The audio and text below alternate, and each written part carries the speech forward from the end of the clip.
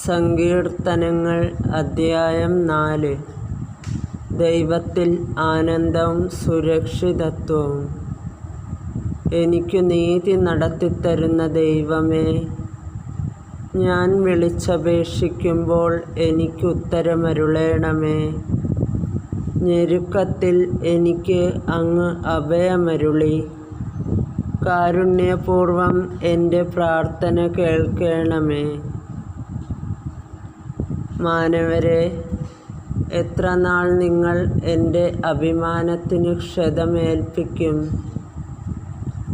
എത്ര നാൾ നിങ്ങൾ പൊള്ളവാക്കുകളിൽ രസിച്ച് വ്യാജം അന്വേഷിക്കും?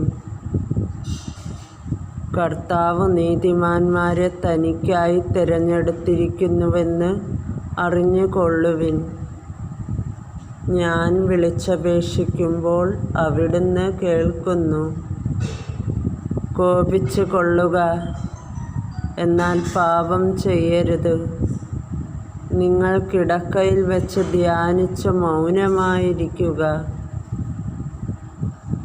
ഉചിതമായ ബലികൾ അർപ്പിക്കുകയും കർത്താവിൽ ആശ്രയിക്കുകയും ചെയ്യുവിൻ.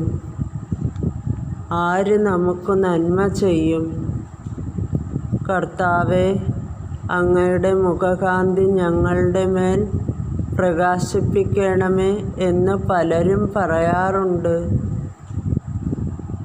ധാന്യത്തിൻ്റെയും വീഞ്ഞിൻ്റെയും സമൃദ്ധിയിൽ അവർക്കുണ്ടായതിലേറെ ആനന്ദം എൻ്റെ ഹൃദയത്തിൽ അങ്ങ് നിക്ഷേപിച്ചിരിക്കുന്നു.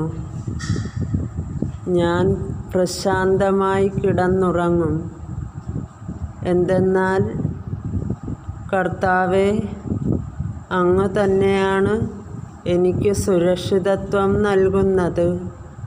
ദൈവവചനമാണ് നാം കേട്ടത്. നമുക്ക് ദൈവത്തെ സ്തുതിക്കാം.